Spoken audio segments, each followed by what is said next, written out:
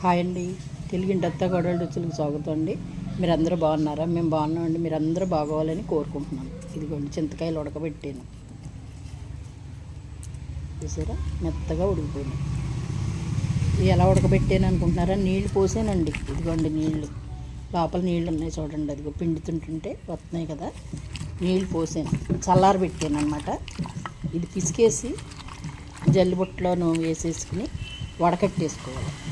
వడకట్టేసుకుని ఆ గుజ్జులోను ఇదిగోండి ఆవు పిండి, ఆవాలు, మెంతులు పొడి అనమాట. ఇది సాల్టు, ఆనంద కారం ప్యాకెట్. సింపుల్గా ఎంత రానోళ్ళైనా సరే 1 కేజీ చింతకాయలతోటి ఇలా పట్టుకు చూడండి.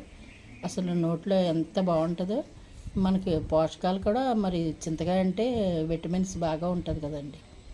కారం, ఆవుపిండి, మెంతిపిండి, 2 ఎల్లుల్లిపాయలు పేస్ట్ చేసి వేసుకుంటే బాగుంటుంది. తాలింపులో వేసుకున్నా బాగానే ఉంటుంది. తాలింపు తర్వాత పెడతాను. ఉప్పు, కారం, ఆవుపిండి, మెంతిపిండి కలిపేస్తాను. ఇదిగోండి ఈ రకంగా వచ్చింది. ఇది గుజ్జుగా వచ్చేస్తుందండి. ఓ బాక్సులు అవుతుంది, బాగుంటుంది. ఇంక ఇందులో ఏమి వెయ్యం. బాగా ఎక్కువ నీళ్ళతో వండుకుంటే చేసుకుంటే అది మళ్ళీ బాగోదండి. ఇది ఇలాగ ఉండాలి. ఇది చూసారా, ఉడకబెట్టేసాను అనమాట.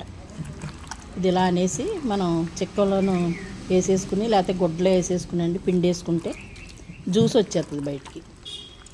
ఏది అందుబాటులో ఉంటే అది. జల్లిబుట్ట వేసుకోవచ్చు. మన చింతపండు పులుసు ఎలా అయితే మనం జల్లిబుట్టలో వేసుకుని ఇలా అంటే పాముతే వచ్చేస్తుంది కదా, ఆ రకంగా వస్తుంది. లేదు పలసన గుడ్డలో వేసేసుకుని గుజ్జుగా పిసికేసుకుని నొక్కేస్తే ఆ గుజ్జు దిగిపోద్ది. ఎంత బాగుంటుందోనండి. మొన్న 1/2 కేజీ చింతకాయలు పట్టాను, 4 రోజులు కూడా రాలేదు, అయిపోయింది. ఇప్పుడు మళ్ళీ కేజీ చింతకాయలకి 4 చింతకాయలు తీసాను. 1/2 కేజీ తీసాను. 1/2 కేజీ చింతకాయలు ఇవి. 1/2 కేజీ కారం, అది 100 గ్రాములు 150 పడుతుంది అంతే. మనకి ఎంత సరిపోద్దో మనకు తెలిసిపోద్ది కదండి. అలాగా ఇలా ఉడకబెట్టి చల్లారి పెట్టాను.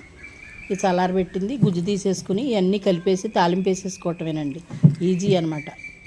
సంవత్సరం అంతా ఇదివరకు ఏం చేసేవారు, తొక్కి ఊరబెట్టి మళ్ళీ పిక్కలు తీసి అన్నీ చేసుకుని మెత్తగా రుబ్బుకుని చేసేవారు. ఇందులో కొంచెం బెల్లం వేసుకుంటే అండి బాగుంటుంది. తాలింపులో కొంచెం ఇంగు వేసుకోవాలి. మర్చిపోకుండా చేయవలసింది ఏంటంటే, తాలింపు పెట్టకముందే బెల్లం కరగబెట్టుకుని కొంచెం వేసుకోవాలి.